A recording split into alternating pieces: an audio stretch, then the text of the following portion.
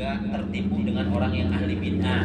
Biar kita jangan cuma kata ustadz itu, jangan. Sekarang kalau udah ngaji ini, kata kitab Minhajul Istiqomah. Jadi jangan kata kiai ustadz lagi. Sekarang udah kalau udah ngaji kitab. Ya. Nyebut kitabnya nggak bisa. Sengaja kenapa? Karena di Jakarta kan kita sering dengar bid'ah. Kalau di kampung kagak ada. Banyak yang menepis pada takut ya. Kalau di sini kebanyakan orang kayak itu kan, ngaji dulu kitab ini coba ya. Sengaja. Makanya nih sampai pasal 8, 9 itu masih ngomongin bid'ah. Karena saking banyaknya manusia yang yang selalu berbicara tentang masa bid'ah tapi ngaji tentang bid'ah belum pernah. Kita mah ngitung-ngitung jalan-jalan aja. Di saat nanti ada orang ngomong bid'ah, ya udah diem, dengerin aja. Itu lu udah menguasai kitab apa ngomongin bid'ah. Ya, baru juga cuman bisa ngomong seperti itu. Ini sengaja. Nah, di sini ya kita lihat bid'ah itu ada 5 ya. Di kitab ini di pasal kelima ada bid'ah haram, ada bid'ah makruh, ada bid'ah mubah, ada bid'ah sunnah, ada bid'ah wajib. Yang kita bahas malam ini masih mengenai tentang bid'ah haram. Yang dimana bid'ah haram ini yang tadi dibahas dari mulai pertama pembahasan, yaitu diawali dengan makalah para ulama yang ada di kitab Fathul Mubin, yaitu yang pekerjaan yang menyesatkan. Ya, menyesatkannya itu seenaknya dia, seucap-ucap dia tanpa ada dalil. Seperti kemarin ada bahas tentang apa? Pas bulan kemarin itu ada di video itu viral apa yang tentang masa bid'ah itu. Ya. Alasannya tidak ada di zaman nabinya atau nabi pun enggak melaksanakan bid'ah itu ya. Maulid Nabi. Ya, ada bukan selain Maulid Nabi apa kemarin ya? Jadi cuman mencari popularitas ya. Jadi nomor yang kita bahas sekarang adalah yang haram, selanjutnya yang ketiga ya kalau nggak salah. Salah saya kita bahas malam ini aja lah, jangan ulang lagi takut pusing. Jadi ini mencari mencari ketenaran Dari panggung. Kalau mencari panggung.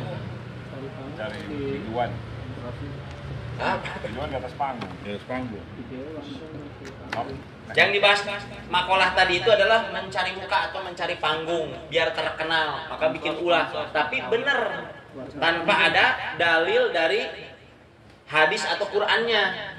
Makanya jangan aneh kalau zaman sekarang banyak orang seperti mungkin mohon maaf yang membahas sekarang nasab itu kan udah jangan menghiraukan begitu kan. Tuh, itu jadi perselisihan para ustadz, para kiai. Ngadu dong. Ya. Majin lagi. Kejauhan. Oh, nggak kelihatan. Mengacu nggak kelihatan. Ya biar olahraga. Panjang. Indonesia ketinggian. Mundur dikit. Nah, ustadznya nggak bisa nulis. Bisa ya. Di dalam kitab Mubin yang dibaca tadi itu adalah mencari panggung, mencari ulahnya itu bikin menyesatkan manusia atau menyesatkan orang yang awam. Ya, contohnya sekarang lah. Ya sekarang kan kita itu lagi bingung, ya kan? Turunan Cirebon sama Banten, ya kan masalah nasab itu kan kita mah yang orang awam kan bingung. Yang nulis itu kan. Jadi kita malah yang sesatnya kita. Mereka mah yang punya dalil enak-enak aja, kita yang minta. Inilah pentingnya ngaji seperti biar apa? Biar kita santai menanggapi ada di medsos nanti ada lagi permasalahan, kita udah biar tonton aja udah. Mau nonton syukur kagak ya, kagak apa. Ya, kan udah dijelasin di kitab kok di sini. Ya, tuh. Karena ya ada yang bikin kompor aja biar rame. Ya, kalau sekarang mungkin mengalihkan bahasanya, mungkin mengalihkan pemerintah atau apa nggak tahu ya, wallahu alam lah.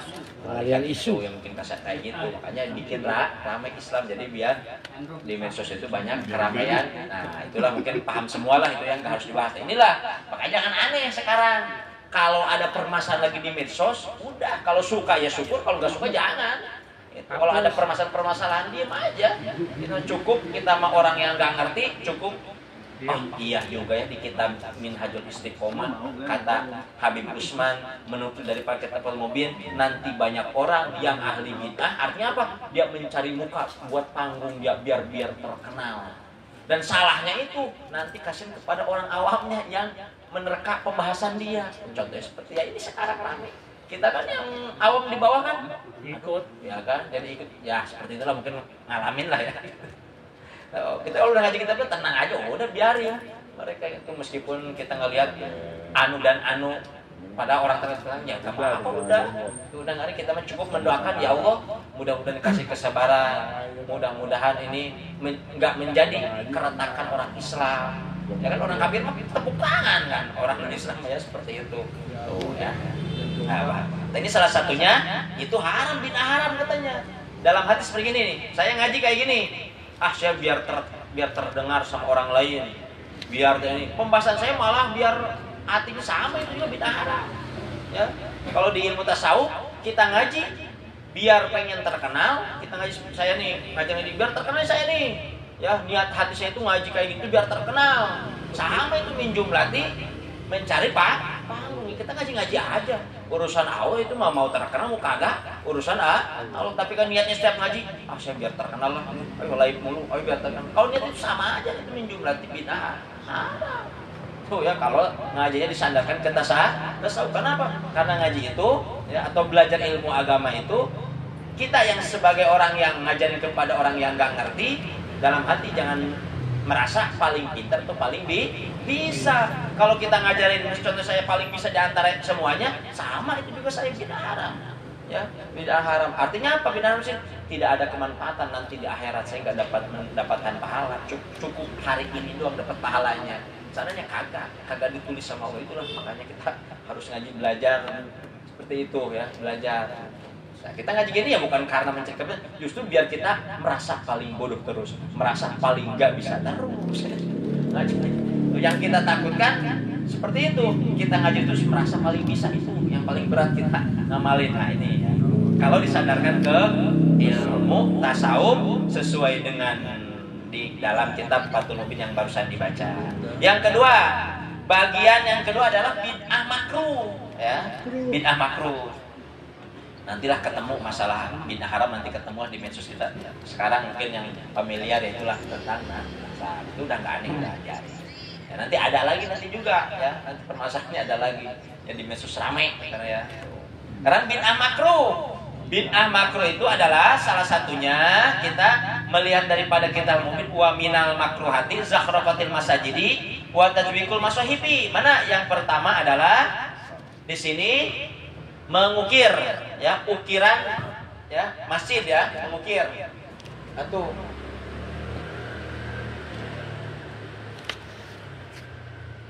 membaguskan masjid. Makruh. Nah, awas nih, membaguskan. Bagaimana membaguskannya? Nah, Bikin menara 1 M. Toilet di dalam tempat imam.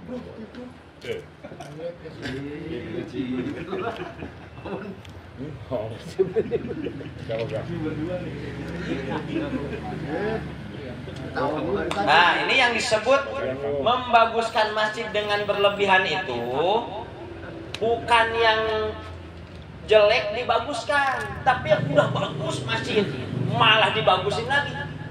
Padahal di situ orang-orang yang datang ke masjid itu orangnya pada nggak bisa ngaji.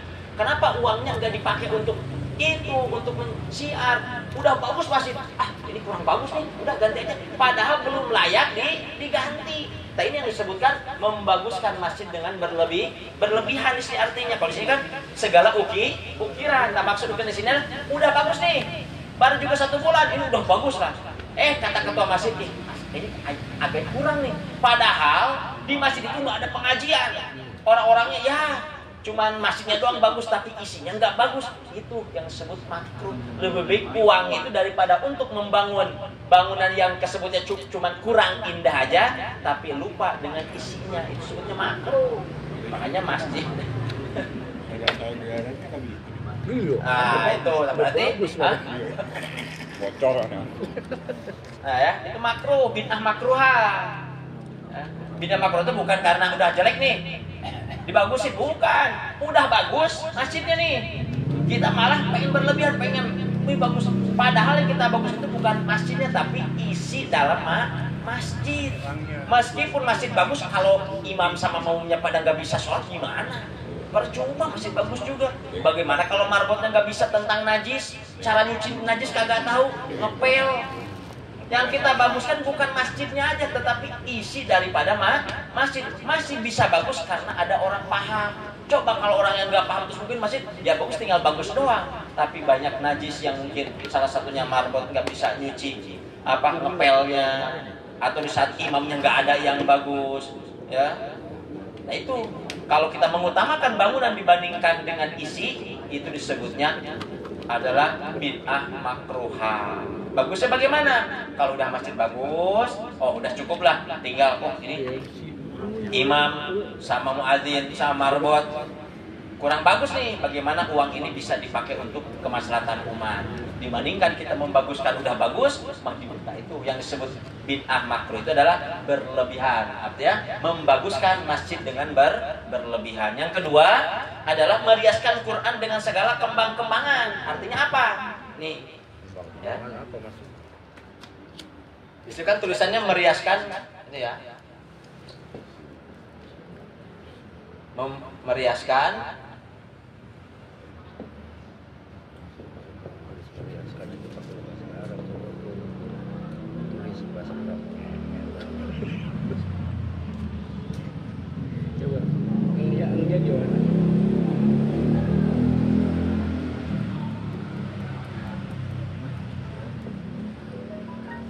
meriaskan Quran dengan kembang-kembang. Artinya apa?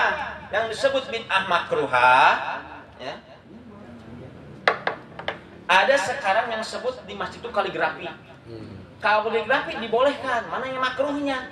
Dilebih-lebihkan, dibagus-baguskan. Udah bagus nih Qurannya, set pingin. Sama aja mau lombong kok ini kemana-mana. Nah itu yang disebut bid'ah makruhah. Tapi di sini nggak masuk bid'ah haram, kan cuma makruh.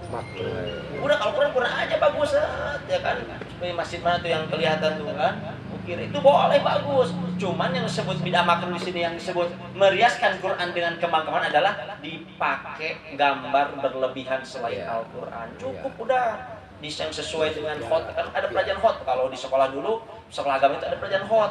Dan di hot itu ada tulisan yang dimana selain abjad daripada Al-Quran, yang paling ditambahin sedikit. Nah itu kaligrafi sebutnya. Kalau di ini kan pelajarannya sebutnya hot, pelajar tulisan ya, seperti Bismillah kalau lihat di HP lah ya. Nah kalau seperti itu boleh. Cuman yang disebut bid'ah makruh di situ adalah yaitu kita berlebihan menggambarkan daripada abjad, daripada melebihkan Al-Quran. Kenapa? Takut disandarkan itu daripada ayat Al-Quran. Makanya disebut bid'ah makruh. Kalau dipakai, kita memakai hot atau kaligrafi Al-Quran, terus diukirnya malah berlebihan, itu yang disebut bid'ah makruhah. Pengertiannya ini bukan Qurannya ya, Tet ya? Bukan, berlebihan gambarnya. Saya pikir Al-Quran dihias sampai nggak bisa dibaca. Susun sana, susun. Kebanyakan tasjid. Kalau Quran yang benar bacanya berlebihan. Bukan bid'ah bodoh lo gitu. Gerindro. Termasuk bid'ah makruh juga. Nah ini yang terakhir adalah termasuk bid'ah makruh adalah kita melakukan hal-hal yang dimakruhkan oleh agama. Apa yang dimakruhkan? Apa yang tahunya kita dimakruhkan? Apa yang tahu? Tahu apa? Rokok. Tuh yang ketiga hal-hal yang mungkin tahu semua ya. Nah yang terakhir yang keempat adalah kita membuat pahala. Yang ketiga tadi adalah hal-hal yang makruhkan tahu semua lah, apalah ya. Harus paham maksud nih, tulisannya KTP nih. Astagfirullah hubungan. Oh nggak boleh gitu lu, saya asistennya nih. Ya Pak? Nggak ada. Oh nggak ada kemana? Ada berani ngecekin kan? Oh. Wih, panggilan tuh. Panggil capil. Melakukan hal-hal yang dilarang agama. Yang dimakruhkan. Iya. Yang dimakruhkan. Dimakan Bukan diharam. Makruhkan. Yang keempat, berlebihan daripada mencari pahala seperti di hari-hari raya. Kita mah ibadah seperti kemarin, puasa rajin, pas selawat nol, nah itu sebutnya makruh. Makanya sholat witir disebut jadi bid'ah makruh kalau kita sholat witir cuman puasa doang. Makanya kita sawal sampai puasa itu sholat witir. Kalau kagak jadi makruh. Witirnya pas Witir itu minimal 3 rakaat, maksimalnya 11 rakaat. Makanya habis sholat isya, terus sholat ba'da isya baru sholat witir. Tuh, ya. berlebihan katanya. Ya kan, berlebihan daripada hari-hari kita mah, hari-hari yang besar tuh, pahala tanggal sekian ini itu aja rajin ibadahnya. Yang lain kagak mencucikan itu min jumlati bid'ah makruh. Bid'ah makruh. Makanya kita kalau ibadah itu jangan ngelihat kelebihan hari itu, jangan. Udah semuanya pun hari Sabtu sampai Minggu lagi semua bagus. Itu kalau kita mah kan nyari yang gedenya aja. Yang lain Haji. itu ya jumlati. Harungan mulu. Tetapi ada keutamaan, awas. Jangan salah, tetapi ada keutamaan. Baru terus kartika. Ya, keutamaan seperti begini. Setiap malam Jumat dianjurkan baca Yasin, dianjurkan baca surat Al-Kahfi, dianjurkan membaca surat Ad-Duhon, dianjurkan membaca surat Al-Muluk setiap malam Jumat. Atau Jumat pagi, malam Jumatnya berarti baca berjanji. Malam Jumat ini bagusnya itu keutamaan setiap malam Jumat itu baca berjanji malamnya, pagi hari Jumatnya bagusnya baca surat-surat yang udah disunahkan oleh Nabi, salah satunya surat Yasin, Al-Kahfi. Itu sebaliknya, malam Jumat surat itu, paginya kita berjanji. Ada keutamaan buka rok nggak malam Jumat? Hah? Ada keutamaan buka rok nggak? Ya itu lebih utama itu kan malamnya. Tuh, tuh. Pahala yang paling besar itu ya nengok sawah itu adalah malam Jumat. Makanya kita nggak harus perang ke Israel, cukup malam Jumat. Bulan kan membunuh orang kafir. Makanya kita ke sana kejauhan ya, cukup di rumah aja setiap malam Jumat. Kalau beli sawah kan belum beli sawah. Ya udah, tolong ini saja. Nah, kalau saya siapa? Ya berarti DL ya. Kalau dibunuh mana? Sekarang tuh masa tanah juga takut. Jihad aja lah, jihad. Bunuh. Jihad apa? Jihad Palestina. Takut sendiri. Nah itu belajar ya, makanya kita rajin, jangan puasa aja, kita sawal pun harus nambah rajin. Kita bulan, apalagi sekarang nih udah bulan Dzulqa'dah. Bulan Dzulqa'dah itu adalah bulan yang 4 bulan yang dimuliakan oleh Allah. Kan yang 4 kan bulan dimuliakan, Rajab, Dzulqa'dah, Dzulhijjah, Muharram. 4 puasa nggak masuk. Muharram, Rajab, Dzulqa'dah dan Dzulhijjah dan Dzulqa'dah. Ya, atau bulan Hafid dan bulan Haji, bulan Muharram, bulan Rajab, bulan Hafid dan bulan Haji. Populernya bulan Hafid. Nah, sekarang kita bulan Hafid nih. Ya, bulan Hafid dan bulan Haji. Itu 4 bulan yang dimuliakan oleh Allah atau yang diagungkan nih bulan ini. Nah, kita nyarinya gitu aja, udah yang ini aja ibadah rajin lah ya. Bulan-bulan yang lalu nggak usah. Nah, itu min jumlati, kalau udah niat seperti itu berarti min jumlati kita mempunyai pahala yang disebut pahala bid'ah makruhah. Kita mau bulan apapun tetap saya akan rajin ngaji.